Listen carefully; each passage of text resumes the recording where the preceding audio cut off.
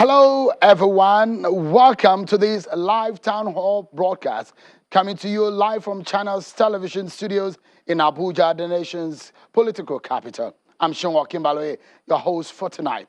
For the next 2 hours, I will be driving a conversation around the need to have more women go into special seats in elective offices in Nigeria, campaign to amend the constitution to favor more women in active politics or public service. Remember, you deserve a seat at the table. Women belong in all places where decisions are being made. Those are the words of Ruth Bader Ginsburg, a Supreme Court judge of the United States. It is critical to have this conversation, everyone. This town hall tagged Special Seats for Women is put together by Elect Her, Giaga Africa, and the Policy and Legal Advocacy Center plaque with support from the European Union. Before we get started, as we have distinguished Nigerians to discuss this matter tonight, let's hear from our partners and sponsors of this town hall. Welcome to this timely conversation. Despite our abundant human and material resources, as a nation, we are in survival mode, with rising social economic tension across board. Yet, this is expected and will remain our reality until we prioritize equity in our political governance. At the Manifesto Dialogue 2021, Nigerian women declared a state of emergency on women's political representation. Yes, it is that bad, and the cost of exclusion has become too expensive to ignore, so we need more seats to elect her. Distinguished guests, I am very pleased to join you for this town hall meeting on women's participation in politics. The ongoing constitutional amendment process with the introduction of the reserved seat bill provides a unique opportunity to enhance women's political representation and to empower women in Nigeria in the interest of the society and to the benefit of the country. This event is very timely. It provides a much-needed platform for all key stakeholders to gather and to discuss the concerns and the opportunities, to improve public awareness and to reach a common understanding and find a consensus. The European Union is happy and proud to partner and to support the men, the women, and all the key stakeholders in this process in providing a platform for this important conversation to take place. Welcome to this town hall looking at the issue of reserved seats for women. In Nigeria, it's a major concern that the women who constitute a significant proportion of the national population are severely underrepresented, especially in legislative houses. Less than 5% in the National Assembly and significantly worse in the state houses of assembly. Given the importance of the other gender, given the importance of women, and given the importance that they bring to national discourse, it is sad where we are. We are hoping that this special town hall would enable us to have conversations around the issue, look at what is involved, and look at the special value that women bring to governance in this country. We welcome you all and hope that we do have a great deliberation today. Thank you. Welcome to this conversation on improving women political representation in Nigeria through the Reserved Seats Bill. Nigeria is one of the countries still experiencing poor representation of women in government. Every election, the numbers are dropping, and we're blessed with talented women performing greatly beyond and in Nigeria. We have an opportunity as a people to introduce gender quotas through additional seats for women in government. We invite you to discuss opportunities for creating seats to elect her. For countries that increase women political representation, they have to introduce gender quotas in their constitution or in their laws. Nigerian women need Nigerians to work together to increase women representation in government through this legislative action. Come, let's have an open conversation and work together to elect women in Nigeria. What a time we're living in. The world is full of problems. The world desperately needs creative solutions.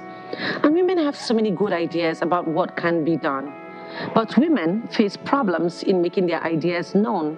Women, let your elected representatives hear your voices in your local council, in your state House of Assembly, and even in the National House of Assembly.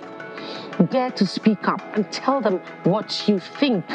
And for those women, especially the young women who think that one day they might have the desire to serve in a public office, I say dare to follow your dreams and run with it. But we can't do it alone. We need our men. And so to the men who are listening to my words, I say, when a woman close to you aspires to serve as a leader, encourage her. Show her your support, because Nigeria needs her women. Heard it, some of the messages from the partners and the sponsors of this town hall. Let's give you some background on this very important conversation. It's all about special seats for women in the Nigerian legislature, a bill for an act to alter the provisions of the Constitution of the Federal Republic of Nigeria 1999 to create additional special seats for women in the federal and state legislative houses and for related matters has been proposed, sponsored by Honorable Nkeiruka Onyejeocha, the Deputy Whip of the House, the Speaker of the House, and several other lawmakers. Let me give you some additional information that will help drive this conversation. First and foremost, I've given you the idea of some of those who are sponsoring this bill. The purpose is to help remedy the low representation of women in legislative houses by providing for the creation of additional separate seats for women. Also, the implications is that there will be an amendment to Section 48 of the Constitution, amendment to Section 49, and amendment to Section 91, which means that there will be 37 additional women senators, 74 additional women representatives in the House, 108 additional women in the state assemblies nationwide, which brings us to the total of 37 Senate plus 74 House of Reps equal 111 seats in the National Assembly, and 3 per state in the 36 states, making 108. You can do the mathematics and you can see some of the breakdown for you right there on your screen. The status of the bill is that it is before the Senate and the House Committees on Constitution Review. Well, what are the steps that might be required for the passage?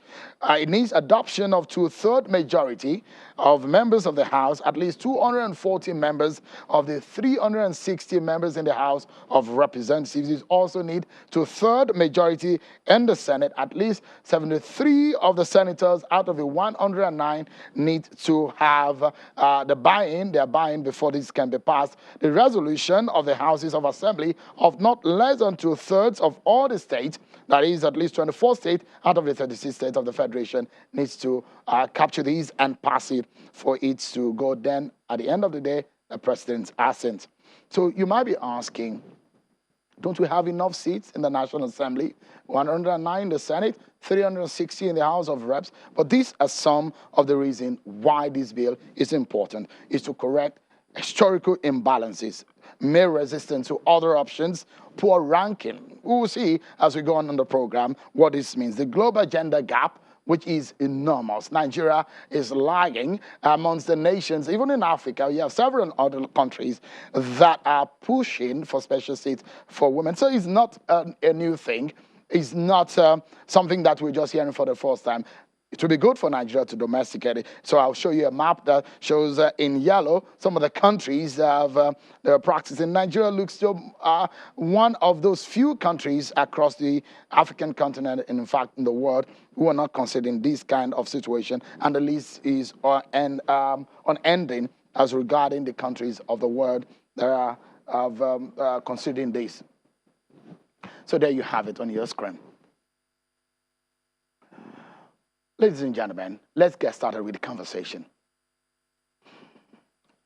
I have on the panel tonight very distinguished Nigerians who, in their own right, have the authority of their offices and perhaps their standing in politics in Nigeria and the knowledge of passage of bill and how things stand in Nigeria to make this effective.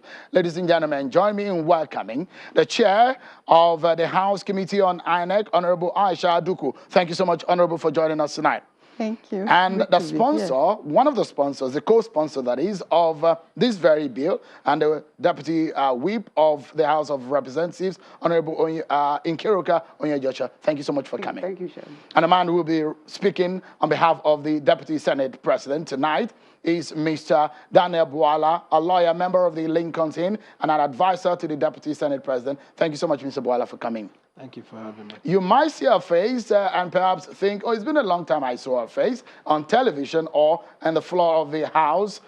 Very vocal and very active when she was in the House.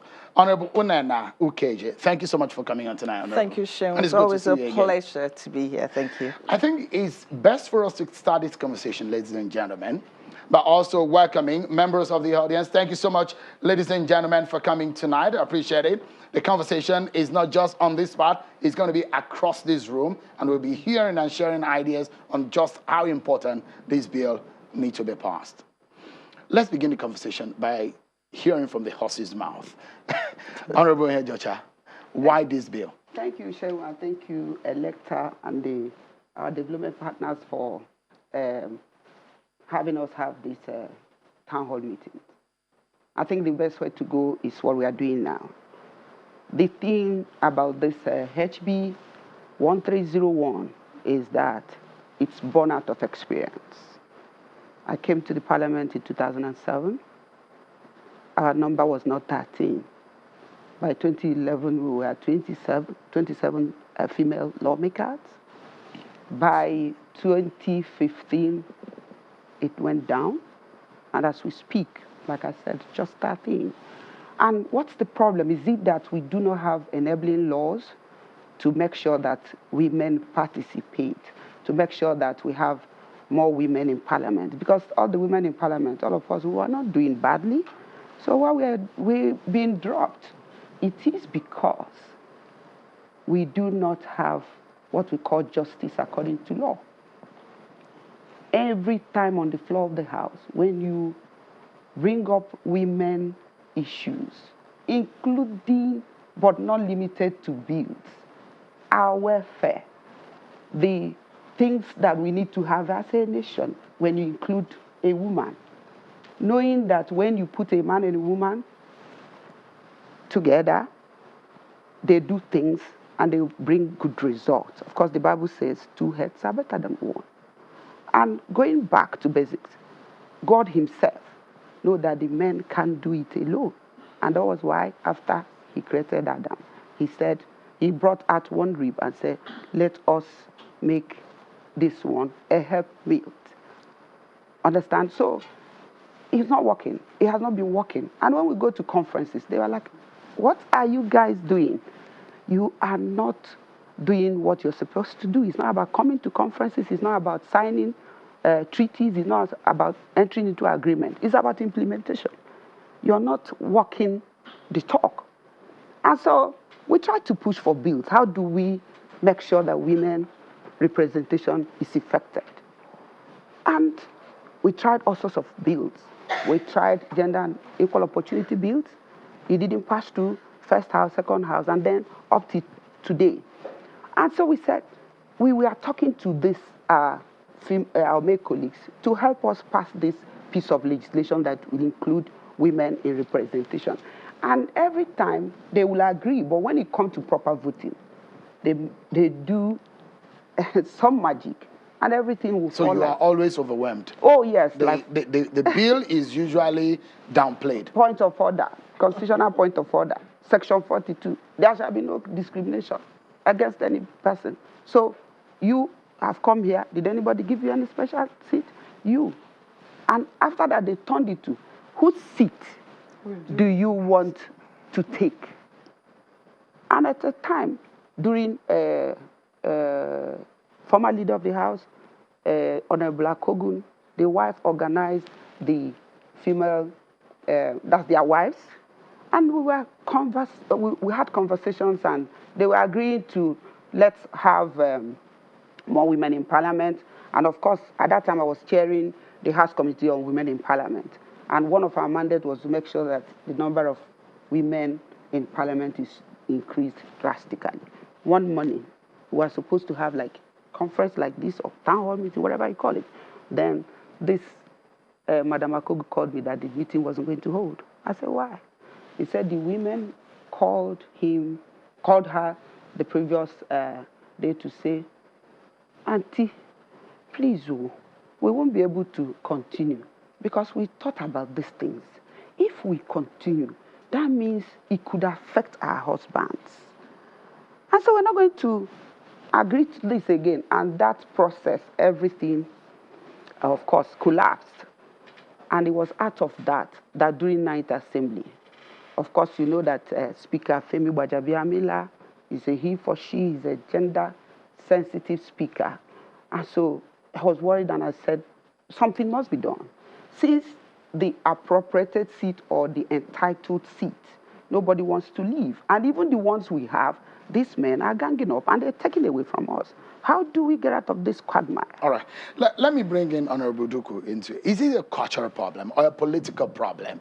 Why does it look like the women's voice are drowning? If you look at the figures, it looks exactly the way I'm describing it tonight. 7th Assembly, it was good. We thought that it was not good enough. 8th Assembly, it became worse. In the 9th Assembly, is the worst that we have seen, at least in the last 15, 20 years in this country, the representation of women. You are very powerful in the House. The seat that you hold, do you feel any sort of intimidation or any drowning? Or what exactly is not allowing this kind of bill to sail through? Thank you very much, Shem. I want to downplay the issue of culture and say, you know, it is a deliberate manipulation by the men, because they know how to get us to come out and vote for them. If you look at it, the majority of those that, you know, queue up on election days, come rain, come sunshine, the majority that do the clapping, the ashobi, you know, are the women. So we are good at that, and we are politically conscious.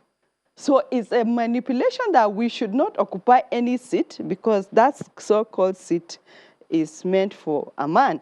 But we are good at going to vote for the men, and then so we should stop there. We should not, you know, upgrade to being those on the seat. And when you come out to say there are women issues, that only women should be allowed to sit on the table, decision table, and, you know, decide, they will tell you, are they not doing enough? You know, while they are not actually. Well, this is Nigeria, and it belongs to all of us. We want to make it in such a way that keep those your seats now. Let us try, because we have to think out of the box. Let us keep those seats and then bring out other seats. At least Nigeria is a member of the global village, let me say it that way. So we cannot sit here and a country is having 68%, you know, of women in leadership and in political and appointing position, 50%, even in Africa, you know, the list is, I can go on and on. While the giant of Africa, Nigeria, is having less than 1%, you know, in the national and the states. You can imagine a whole zone having almost 0% female representation. And it's in this 21st century. So if we see women in politics in Nigeria, and people like you in public office, in fact, who could say, who are lucky to get elected, and who get so powerful like yourself in the House, well, we should be clapping for you, because is it very tough for you? Is the terrain very tough? More than 10 times the More man. than a man. Yes, Wow. yes. How tough is it for you? Wow, you can just, it's better imagined. Very, very tough. Let me bring Honorable KJ. I know you're not the type that backs down easily. You're a tough woman in your own right. Whatever you believe in, you say. Is the case different in your, from the part of the country you come from? If Honorable Duku is saying this, does it apply to where you come from too? Well, I think, Shem, thank you very much, but I think a good place to come in is to say that in the Southeast, Abia State is the only state that doesn't have a female House of Assembly member. So it is a complete testosterone fest in our House of Assembly. And so, you know, I think that it's difficult for women everywhere in the world, everywhere in Africa, but more so in Nigeria. We have to work twice as hard to be thought of as half as good. Now, coupled with the fact that our political space is fraught with so much violence, the kind of violence that you see in the Nigerian political space, you probably don't see it in other places. Other places, there's cultural, there's socio, there's political, there's economic things that stop the women. And there's also age-long stereotypes that stop the women. But in the Nigerian political space, of course, there's also institutional. The parties give us tokens, okay? So you don't buy the forms, but everything else is stacked up against you, okay? But over and beyond that, there's also the violence in the Nigerian political space. So when you pass the hurdles of all the institutional, cultural, economic, psychological hurdles you have to cross, you also have to deal with the violence on election day. So yes, indeed, I think it cuts across. In certain places, more conservative societies, probably, you know, they probably have to scale those hurdles. But I can tell you that women face the same hurdles across the country. And that's the reason why all of us share the same amount of passion when it comes to conversations such as this. Because we may say that for them culturally it's a problem, but for all of us, we have to work twice as hard to be thought of as half as good. So I'm going to come to Mr. Buala because it does look like women are being drowned in politics, but tonight you might be drowned. Intentionally, I sandwiched you in between the very powerful women on this platform. But Honorable, getting a space in a male-dominated arena is one thing. Having a voice is another thing, because for a moment they think that you do not even belong. Now having to speak up and say your mind and have your say, how tough has that been for you when you were in the House? I mean, it was tough, but I tell you what it is, and I always say this, that because the women in the House and in the political spaces are committed. In the words of Madeleine Albright, she said, now that I found my voice, I'm never going to be silent. And I know that that works for all of us in the House. Because, you know, we work twice as hard, we make our points, we constantly stand, and we realize that we're drowned by the sheer numbers. And so we scream, we do whatever we have to do, we negotiate. And so it starts out being tough, but I tell you what it is, that because most of the women on the floor are so competent and we put our minds to doing everything that we can, we earn the respect of the men before the year runs out. Do you agree? Yeah. Yes, exactly. So we earn the respect of the men. And so we find our voices and we hold our own. So the only point, and I must glean from what Honorable Nkeiruka said, is that when it comes to the bills, just because of the sheer numbers, we're unable to do much. But as for whether we walk the walk, whether we fight, whether we push, whether we try, whether we coax, cajole, argue, quarrel, sometimes cry, we try all of that. But, you know, when it comes to the point of numbers, we just are totally outnumbered. And I think that's why this bill that Honorable Nkeiruka is proposing is just absolutely important, because I hope it gives us the sunshine laws we require to get at least the numbers so that our voices can carry our dreams. I do agree with those who debate that politics is science, but I do say that if you do not know mathematics, you perhaps may not have a place, especially when you have you are in active politics. So like you said, the numbers that really matter when you're pushing this kind of thing. But I'm surprised that women are always having their ways in a lot of things that I know. When I was in secondary school, even in the university, women will battle it out with you when it comes into the log of the scores. And when you go to the board, you see women first, second, third. And when it gets to getting the job, sometimes women don't get it. And so you wonder what exactly is happening. It's a man's world, that's what they say. But it's a terrible mentality, isn't it? It's actually a woman's world. And I have mixed... That's the first one. Isn't that the first time I'm hearing that? I will explain. You know that the role, but not in a negative anyway, the role that women play in not just our lives personally, but even when you come to organization and then the nation, there are roles that you cannot deny. and their influence are immeasurable. So I give you instances. Let me start from where she stopped when she talked about voice. So if you don't have a voice in the National Assembly, you know where to leverage on to put a pressure on them by community organizing. So what we are doing tonight is part of the process of generating a conversation in the hope of putting pressure on them to do that. And I'll give you instances. Alexandra Ocasio-Cortez, when she decided to run in the Bronx in New York, she was a bartender, did not have any structure. But she began by community organizing. And in doing so, she was able to generate about $100,000 or $300,000 up against a congressman that had about $1.6 million and was going for the 11th time. She defeated him hands down by community organizing. So in the National Assembly, take for instance, because of sheer number, in limitation in terms of numbers, the women are talking, but no one is listening. You can leverage on the constituency where these men come from. As you begin to put pressure, the people put pressure back to them. It's a magnetic force. But there is a global, in my view, there is a global hypocrisy, which is the reason why we have, in one part of the world, you will see progress. In another part of the world, you will see retrogression. So I give you an instance. The first 10 most powerful countries of the world, they advocate for inclusiveness and inclusion of women, but they don't demonstrate that in their government. In the United States of America, until 2018, for the first time in the State of the Union address of Donald Trump, there was a bipartisan support. Why? Because they had the highest number of women congressmen that came to the Congress.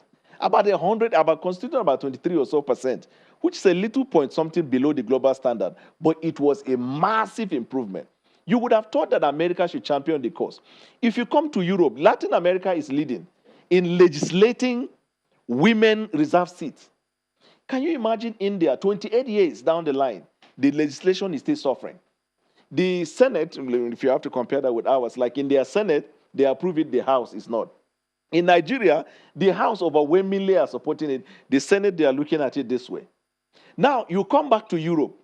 Do you know that the Europeans favor more of one appointing position? So if you go to most part of Europe, you have 50-50 in terms of appointment in the cabinet. But even then, the women complain that the cabinet position given to them are what they call low issues cabinet. They are not things that matter. The same Europe favor an arrangement where political parties will adopt this structure of giving their members tickets so that when they come out to election, they will win and then come into governance. Now, because they have led in many aspects of life, we would have thought that if they put pressure in this regard and demonstrate it in their country, Africa will pick up. Can you imagine? Rwanda is the one leading the world. In the whole of Africa, you have Rwanda and South Africa. And Africa and Latin America are up against the rest of the world on this matter. All right. I mean, if you look at it, in this country, we have a precedent of women doing fantastic stuff. Yeah, exactly. It does look like we're comfortable. We sit very tight, and we're confident about the women handling our economy. Ngozi Okonjo-Iweala did a fantastic job. Ms. Ahmed is doing her own bit in this cabinet, although you have less women in the cabinet. But the question is that how much of that inclusiveness can you have? Not just saddling them with responsibility, but giving a lot of responsibility. We'll take a break. But when we come back, you're representing the DSP. The question is that we don't just want this to be a talk show. Yeah. We want this to be for real. We want this to sail through.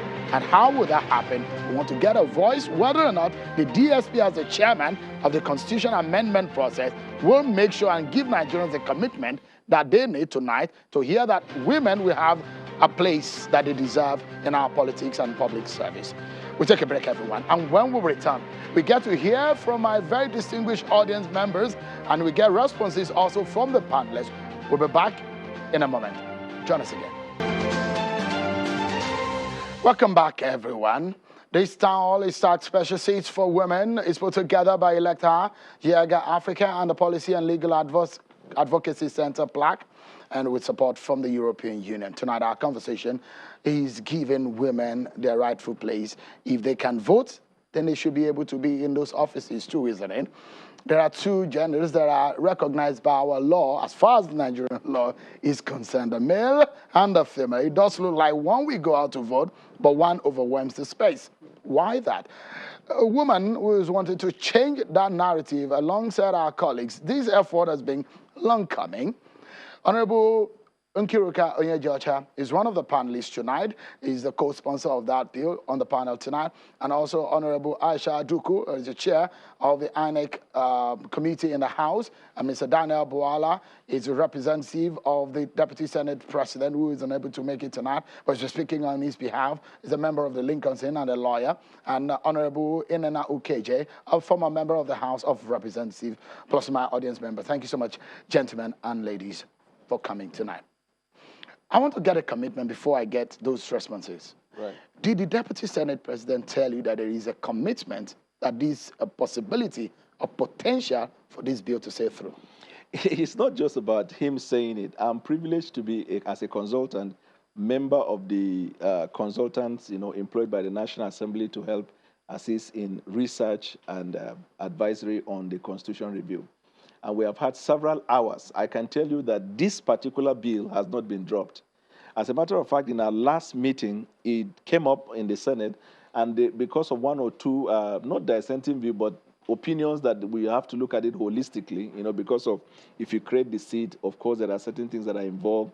You have to also look at the logistics and all that. So they decided that in the next and final meeting, we're going to bring it up. But since you mentioned the Deputy Senate President, let me tell you how far he has gone. And for the records, he is 110% in support of this bill. As a matter of fact, he has way ahead, before Honorable N.O. introduced this bill to the House of Representatives. He has introduced a bill for alteration of the Constitution to bring about 35% for women inclusion in positions of government. When this bill came, he became excited about it. In fact, way before this time, he has introduced sexual harassment bill, which has now become like a locus classicus.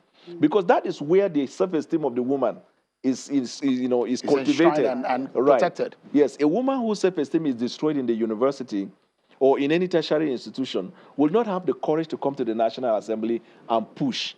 So he introduced that, and now we have the issue of locus parentis, which takes away the idea of consent. So once a girl is under the care of a lecturer, it doesn't matter if she has consented or not. It doesn't matter if she's above 18 or not. Once you harass her sexually, it becomes a criminal offense. So that is to suggest his support of the women advocacy for inclusiveness. And for the record, I want to say it again, on this bill, he's in support of it. You ask, can he give a commitment? He has thus far brought it to the point where, like I told you in our last meeting, it was raised and discussed, and is still part of the Constitution review that will be taken forth to the Nigerians. Because what is important, Mr. Boala, is that there are a lot of policies and laws everywhere in the country, but it does look like people do not observe or respect those laws. The 35% affirmation, I don't know, affirmative action, I'm not sure if those are respected in any part of this country. So that's the issue. Between when a law is proposed to when it is passed, there is what is called advocacy, which is why we're here. You see, because of the cultural issue that is raised, in Nigeria, some parts culturally, they are affected. Some parts culturally, they are more enlightened in that. But even if you go to the north, culturally, women are not bound. They run for post. But in terms of advocacy, you see, power is not given. You have to take it. These distinguished women you see here, nobody came to the house and dashed them all. That's the truth of the matter. Especially for those who have been there for several years. In fact, when she mentioned Abia as not having a member of the house, this is Abia who is championing this cause globally. And I know in London, where this bill she proposed was raised as an issue, they didn't know people in Nigeria could take the boldness to do that. So we need to escalate that by generating advocacy. Because Honorable Duku said something that over and over again, we see the voices of women being drowned and silenced when they speak. So the question is that there are men that are cheering these committees for the constitutional amendment. So when you speak it tonight for the Deputy Senate President, internet does not sleep. When you say these things, we are holding you to it, Mr. Boala. I know you have a name to protect, and you've given us a commitment tonight that we should go to bed. This will leave. That will hold you on to it. My wife to run for office, so that tells you. All right, let me get the responses from the members. Please go ahead, ma'am. Yeah, thank you very much. We're very happy about this bill on additional seat.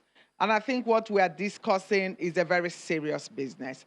And it's not just about something they give us, it's about a right. It's a legal right. There is also moral obligation to do so. And Nigeria is also bound by international and regional treaties that they are state parties to.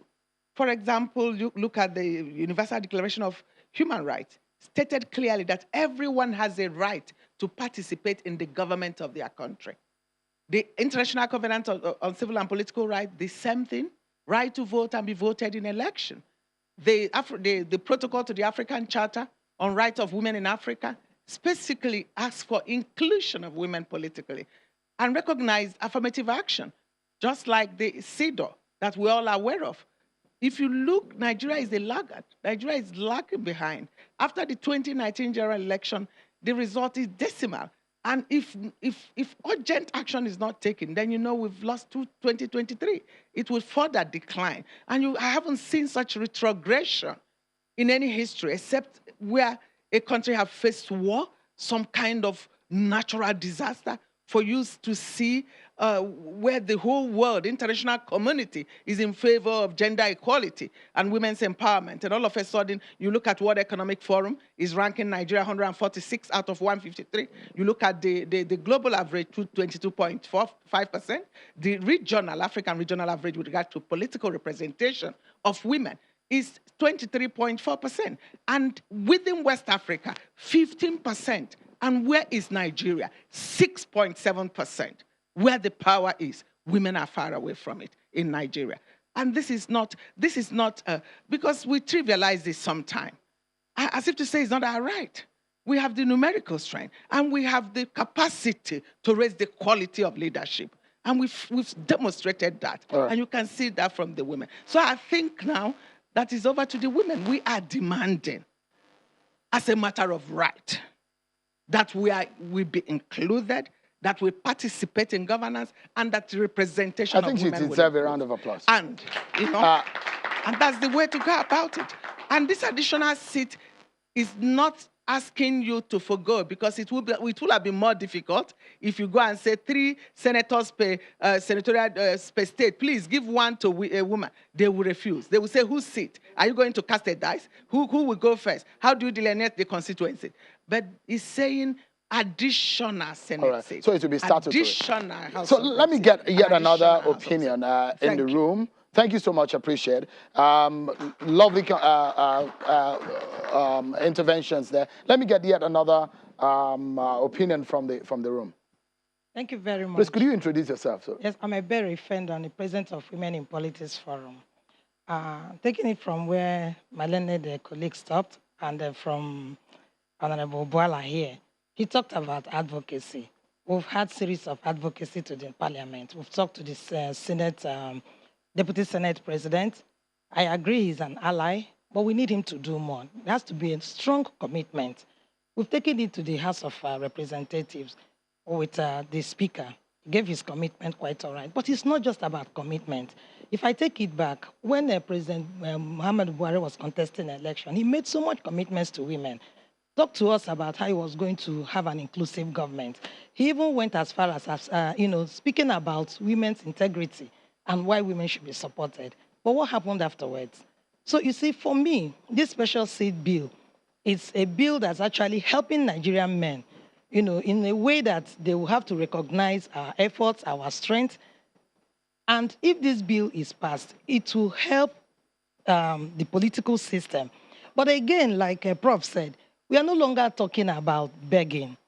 I always, say this, and I'm very certain that we have taken this advocacy to the grassroots. Nigerian women are more informed now.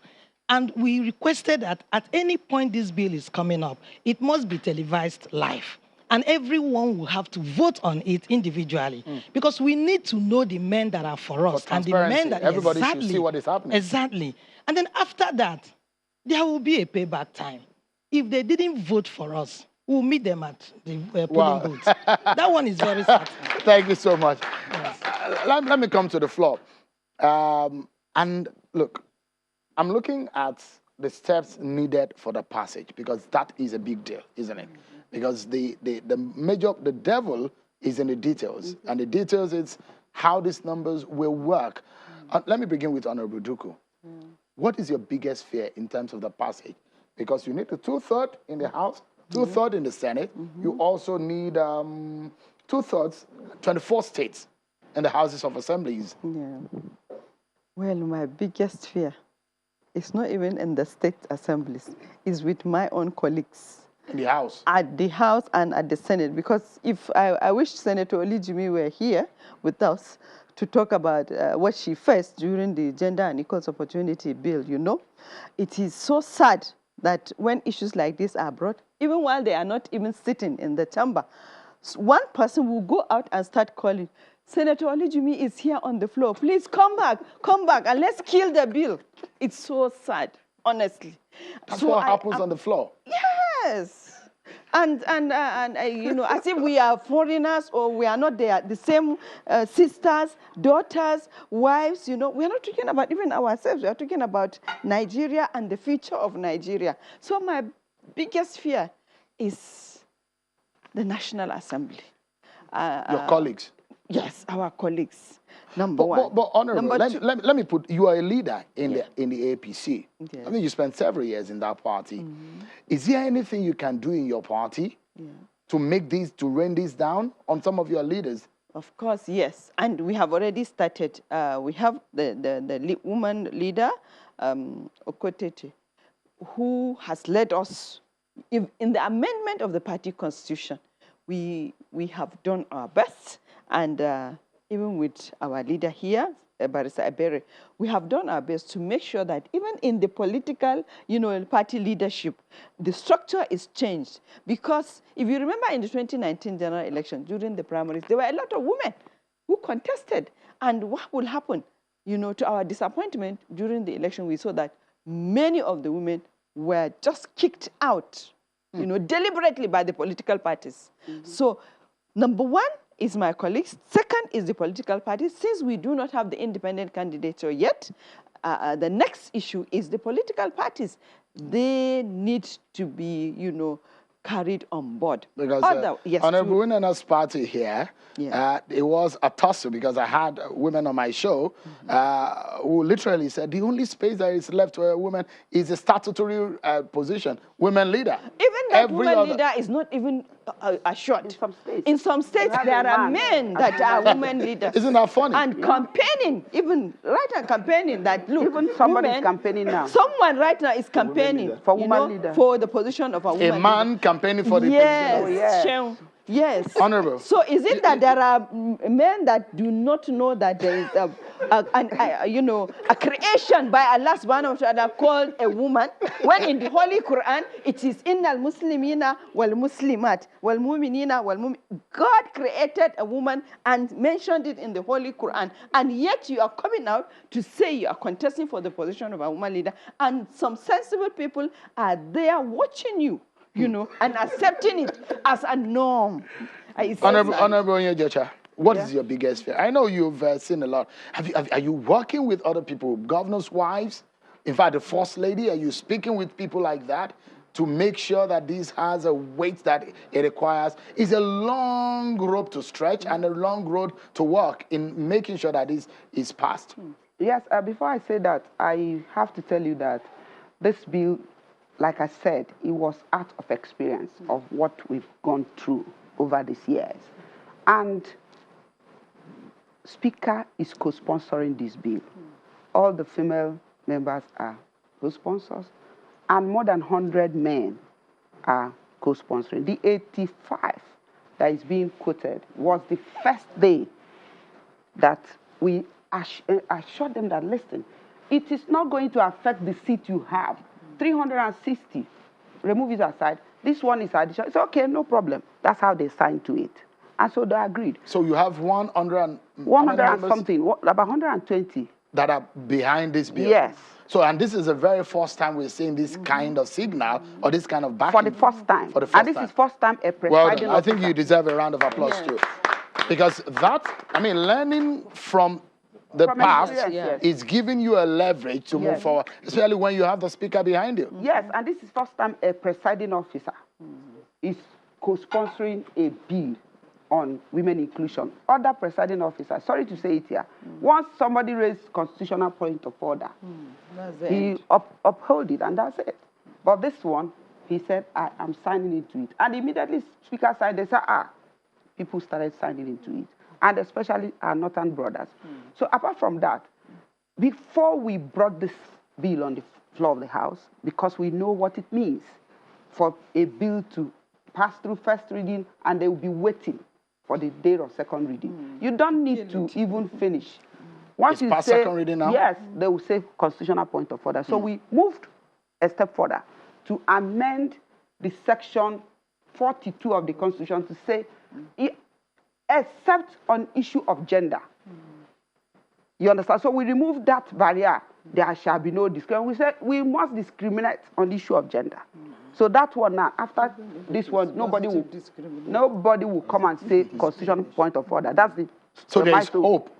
Yes, because you need 240 in the House. Yes, for the you already women, have 100 plus. Yes, and I still counting. Still counting. Those people are co-sponsors. Many people wanted to join, but of course. You're a leader in the APC. Yes. So you should be able to pull your weight too. And that was why we met with our Attorney General of the Federation before we even slated this bill. We spoke to a lot of people before we brought it to the floor because we didn't want this bill to have a steel bat. All right. Otherwise, we wouldn't have gotten to this. And then for the women, you're talking about governor's wife. We are working with the wife of Governor Fayemi. She's doing all her best to make sure that other state governors' wives are keen to it, and a lot of people. All right. And of course, I will not fail to mention our indefatigable Pauline Tallinn. Okay, the Minister Minister of Women Affairs. She's pulled through executive, and every member of the executive, at least maybe 60%, are in all fours with this bill because she's done a lot. So let me bring in Honorable Enena here. I will always discriminate against Mr. Daniel Boala in the order of recognition because it's a positive discrimination. Let me hear from you. Interestingly, we have Honorable Duku and Honorable Onyejeocha of the APC. The PDP, how far with your party? We're waiting for him to cross. For her to cross. Do you have that in mind? I beg your pardon? Do you have the mind? They said they're waiting for you on the other side to cross over. Well, politics is very dynamic. But let me also say that that leadership is about consistency. Yeah. And we'll see. You were saying. So you take that home, Honorable Duku. Yes. Your preaching might be working. So no, you missed the part where I said leadership is about consistency. Consistency. So you're going to be consistent. I think you missed that part. Interesting. Don't worry, we know how to go about it. We know what to do. Let's share in your experience. Yeah. How do you think this can work? You know, I think that for the first time, as Honorable Nkeiruka pointed out, we have so many gender champions. And I think that is an amazing thing that we've seen. Now, they speak to experience. But let me say that, you know, with the presiding officer, Honorable Femi Gbajabiamila, as one of the sponsors of this bill, is going to give it the fillip that it requires. And so, you know, you can't blame the men, quite frankly, if they're being territorial. That's all they know to be. But I think that what we're doing as well, and I think some of us don't. Okay, yeah. I'm sorry about that. But you know, I think what we're doing as well, by advocacy, having this conversation, throwing up the concerns of the men, saying to them, and I know that with this bill, you know, a lot of the concerns are going to be the size of government, the cost of governance, and so on and so forth. And I think that if we can walk through those conversations today and actually talk about them, talk about the merits, the pros and the cons, the cost and the balances of having more women in parliament, the SDGs, the common sense conversations about it, the inclusiveness of government. I think that, and we continue to tell the story in a way that, you know, identifies the concerns, speaks to the concerns, and creates some measure of calm within those who think that their seats may be on the line, that I think that it is something that we can do. Now, what do I think? As Honorable Aisha Duku said, our colleagues we have concerns about them because, you know, I think that unless, and this is where civil society needs to come in as well, because civil society needs to tell the stories in a way that removes any opaqueness to the way that it is going to work, where there's real clarity. And of course, it will also behove on the political drivers to have the political will to drive it. But I think civil society must do a bit more advocacy. We must look at the numbers. We must look at the fact that, for instance, women are front, right, and center when it comes to conflict resolution. When you have women at the table, conflict resolution starts, it sustains. And then we look at how much we've spent, for instance, on insecurity in Nigeria, what Nigerian, more women in parliament can do, the cost benefits, 1% of the budget is only what we're asking for. I think those numbers have to go out, that if we have those additional numbers, it will only affect the budget by 1% as against the 8 trillion naira that has been spent on insecurity and so on and so forth. I think those are the kind of numbers that we have to throw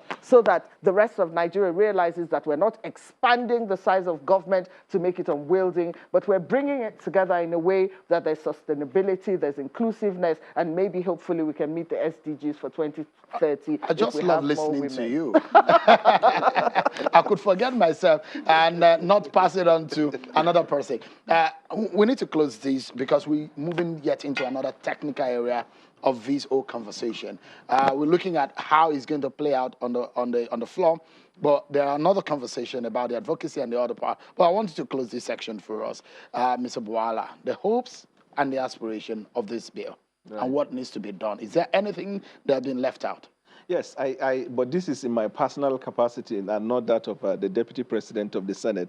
You know, political parties are the primary fulcrum where the discrimination starts. If a woman secures presidential ticket in Nigeria, a woman will become president.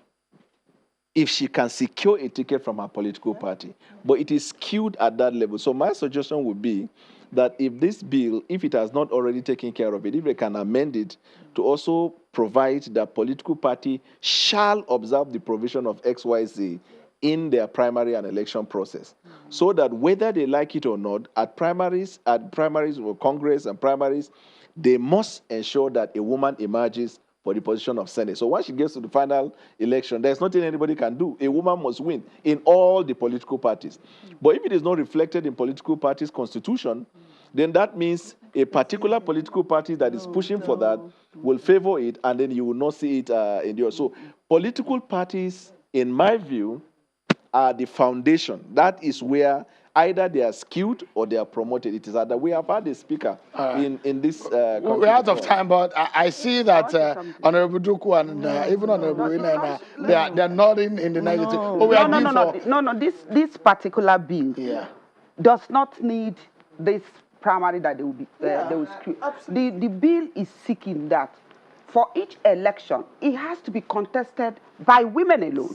Okay. That's it. So Party A, PC, Party PDP, YPP, ABGA, or any party will bring in a woman. Yes. Special. For that seat. For that Honorable Duku, you're on the same plate, right? Yes. All right. So about 36109, we must push that the parties should ensure that at least let there be at least 2 women in a state for these 306 also, because the competent women are that's thrown away during primaries. Yes. And besides, after primary, any person that the party brings wins election. Why don't you ask yourself a question? Why will even people who are not competent, once they make the primary, they win the election? We're due for a break. What a conversation that we have tonight. I don't know, I could enjoy talking about women in politics as much as I'm enjoying it tonight, but there is another dimension to it. But I must sincerely thank the panelists tonight because we're going to have some new fresh faces after the break. Thank you so much, Honorable Duku. It's good to see you tonight. Honorable Onyejeocha, thank you so much. Mr. Bwala, thank you so much. Honorable Nena, it's a pleasure having you. I do stay, not so fast. We take a break, and when we come back, the conversation continues. We look at the other side of this conversation. How do we move this forward? Stay with us. We'll be right back.